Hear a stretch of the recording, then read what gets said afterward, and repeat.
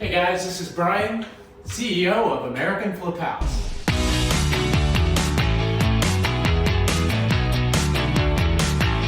So how do you find a deal?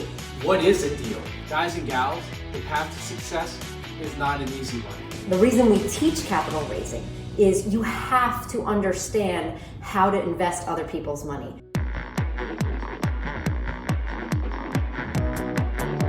We were not always American Flip House. Through a lot of collaboration, working with a great marketing team and Stefan, that's how American Flip House came to be. We hit it hard, and I will tell you, with Black Card U, you have a whole curriculum and a whole checklist, and you literally go through the curriculum, which is the nuts and bolts of investing in real estate.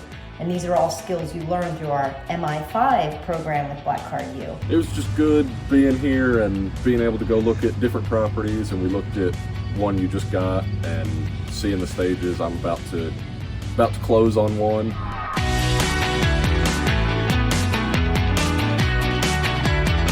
So if your cutoff is, say, your own net worth, then you're limiting your potential to scale.